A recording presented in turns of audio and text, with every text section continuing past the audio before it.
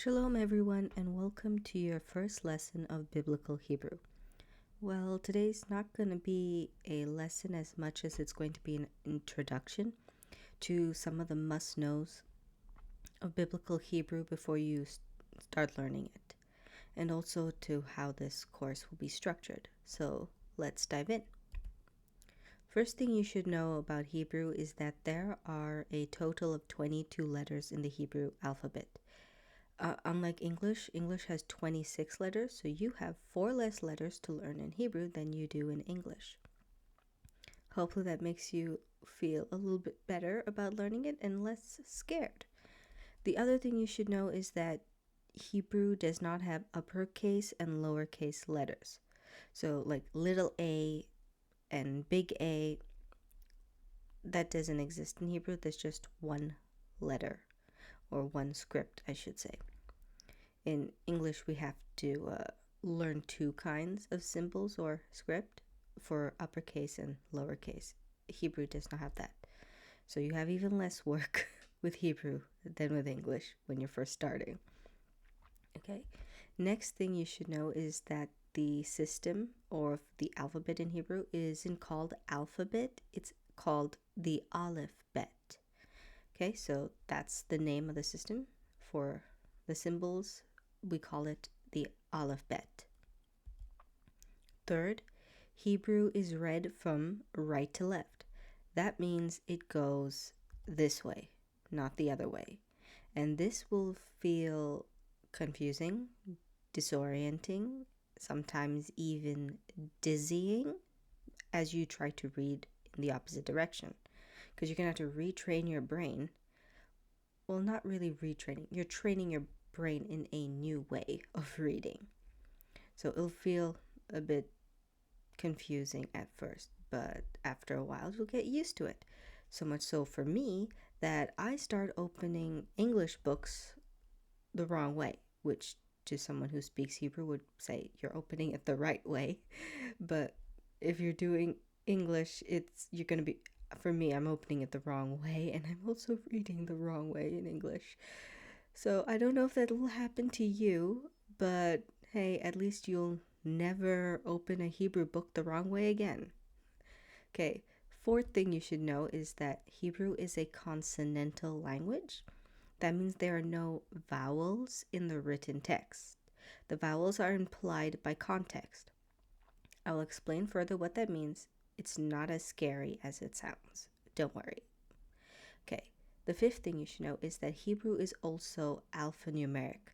This means that the letters can also serve as numbers. For example, as you can see on the screen, I use the letters as sort of like bullet points, like how we have 1, 2, 3, 4, etc. The letters are working sort of like numbers. Aleph is 1, Bet 2, Gimel 3, Dalet 4, etc. So it can be used as numbers. So the reason why I want to mention that is because if you were to open a Tanakh, like the Hebrew Bible, which Christians call the Old Testament, you're opening it in Hebrew, the verse numbers may be using the Hebrew Aleph-Bet rather than like what we would call Arabic numerals, which in English we use 1, 2, 3, using that as our system for numbers. In Hebrew, they may be using the Aleph-Bet. Some Tanakhs will use the Arabic numerals. I have 2 different books. One, which is from Koran, which is a Tanakh from Koran, and they use the Hebrew Aleph-Bet for the verse numbers. And I also have another Tanakh, which, well, it's not just the Tanakh, it's the Tanakh and the New Testament in it, in Hebrew.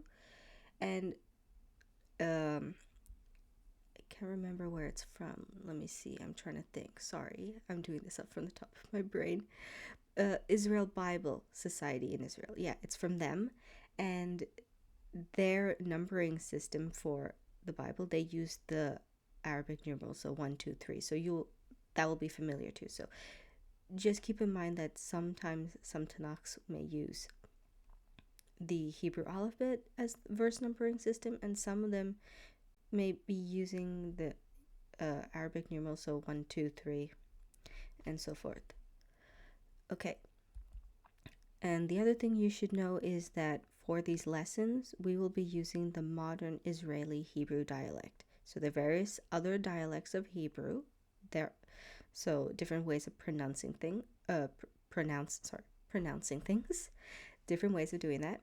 And like in English, if you go to the UK, you'll hear people speaking English different versus when you go to Canada, you may hear people speaking things differently. Go to the US, it's different. Australia, it's different. But everyone's speaking English, but they're different dialects.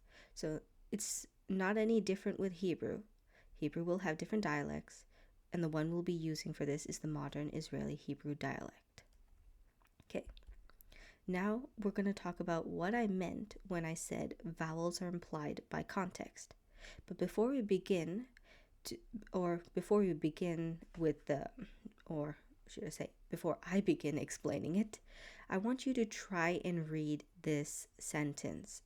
I've taken out all the vowels. It's an English sentence. I've taken out the vowels. I want you to give it a try and see if you can read it. If you're a native English speaker, I'm guessing you will be able to. So I'm going to give you 7 seconds, and see if you can try it. Ready, set, go.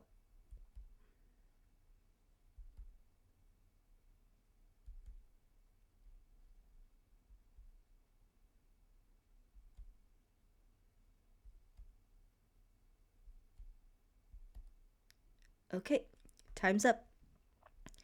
And this is the answer. Love the Lord your God with all your heart. And if you're a native English speaker, I'm guessing that's probably what you came up with when you were reading it. But you did not have the vowels in there, and you probably were able to read that, probably because you've heard this sentence before. You've probably read it in your Bible, or in church you may have heard someone say this. So it would have been very easy for you to figure it out because you've heard it so many times. That's kind of how it is with Hebrew. If someone's growing up with that language, if you were to remove the vowels, they'll still be able to read the sentence. But for someone who's new, they may not be able to understand the sentence. For example, if someone's not a native English speaker and didn't grow up with that language, it may be difficult for them to figure out what this sentence says because, let's take a look at the first word. It could be live or love. And this word here could be your, as in possessive, your things, or it could be your, as in a contraction, you are. This other word here could be hurt, or it could be heart.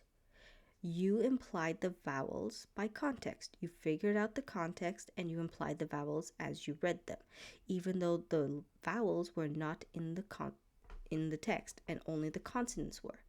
This is similar with Hebrew. You have the consonantal text and you read the Hebrew implying the vowels.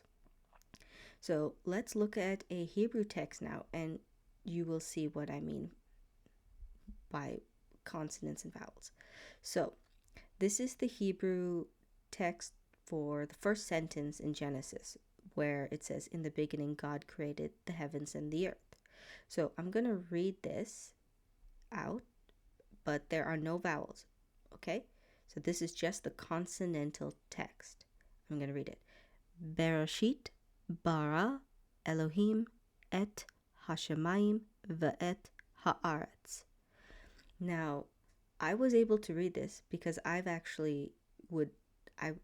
heard it before. So I've heard it being read to me in Hebrew through audio Bibles and such. I've heard rabbis in Messianic synagogues read it, and it's become so familiar to me, which is why I would know it. I know the words Bereshit, I know bara, I know Elohim is a word for God. If you're a Christian and you're going to church and stuff like that, you probably would have heard the word Elohim too. You'd have that's something some Christians will be familiar with. They will know at least the word Elohim in Hebrew. They know it means God. So because you're familiar with it, you'll know it by context.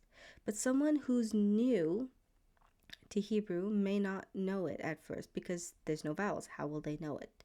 So a bunch of scribes try to preserve the Hebrew language by adding vowels, or not really adding vowels, but adding a way to indicate the sounds of the vowels. Because it's kind of hard to preserve a language in a written form, especially if there's no vowels written in the text to preserve it, and so other people won't know how to pronounce it. So these scribes, who are called Masoretes, developed this amazing system. And this is what it looks like. There are a bunch of dots and dashes. It seems really crazy, but all these dots and dashes that you see right over here, these are symbols that are letting you know what the vowel sounds are. So for example, right here, this symbol, it looks like a little T. It makes an ah sound. This is the consonantal text, and it makes a b sound. So this would be ba, b, and then ah sound, ba. So that's how it's kind of preserving the vowels. And so that's what these masters use. They develop the system of these dots and dashes, and this system is called nikud. That's what it looks like. So the system of these dots and dashes are called nikud. That's the symbol of the vowels. Sorry, not symbol of a system of vowels. It's called nikud. And that's how they preserved the Hebrew text, so that for us today, we can still read it even though we don't know the vowels. So they did a pretty good job of preserving it, and I think it's really fascinating how they did that. Super cool. Sometimes when you forget how to pronounce a name or something like that in English, you can put these dots and dashes around the word in English, and you can kind of remember how to pronounce the word. I kind of do that sometimes, just saying. So this is what I mean by consonant text and vowels and how it's applied. But you may be scared thinking, oh no, if this is not here and I have this, how am I going to read it? Well, if you open up any Tanakh today, it's mostly going to have the vowels in them. So you don't have to worry about having a text ever like this, unless you're planning to go to Israel and open up a newspaper and read it. They won't have any vowels in them. But religious texts such as the Tanakh and Sidors, or Sidorim, would be Jewish prayer books. They would have the vowels in them, the nikud.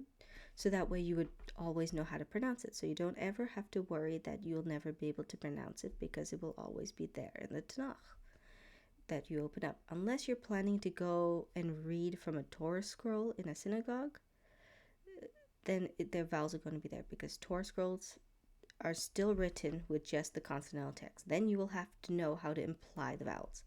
But other than that, you should be good. If you know how to read the consonants and understand how the nikud system works, then you'll be able to read any word in the Hebrew Bible even before you know what the word means. That's one of the cool features of Hebrew. Unlike English, you cannot learn a word apart from its meaning, because English is just like that. I can say the word dough and cough. The O-U-G-H sounds so different. O-U-G-H in cough and dough sound so different. Whereas in Hebrew, that's not going to be the case. It's very systematic, and the letters will always have the same sounds, and it's not that hard. So in Hebrew, especially with this sentence, I actually learned how to read this sentence before I even understood the meaning of the sentence. That's how Hebrew works. You can read Hebrew and not ever understand anything you're reading yet. And later on, you start to understand the meaning as you progress by learning vocabulary and such. Okay. Now we're going to go over all the 22 letters. You don't have to learn them right now, because as you progress through the lessons, I'm going to teach you each letter. But for now, I'm just going to show you that these are all the 22 letters in the Hebrew Aleph-Bet. So this is the first letter, Aleph. Then we have Bet, Gimel, Dalet, Hey, Vav, Zayin, Chet, Tet, Yod, Kaf, Lamed, Mem, Nun, Samech, Ayin, Pei, Tzadeh, Kuf, Resh, Shin, Tav. So that's all the 22 letters in the Hebrew Aleph-Bet. And don't worry about it for now. I'm not expecting you to memorize it. Most of the time, which I've seen, especially in certain courses, they'll tell you, memorize the Aleph-Bet, and then they'll progress to straight jumping into grammar and such.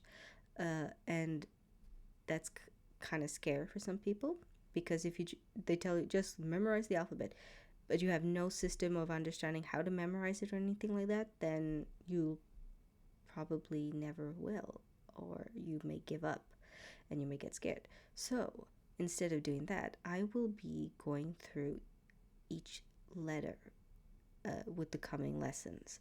So that way you will have systems and ways of memorizing it rather than just being told to memorize it. Okay, the other thing you should know is that 3 of these letters, even though these are consonants, 3 of these consonants can act as a vowel sometimes.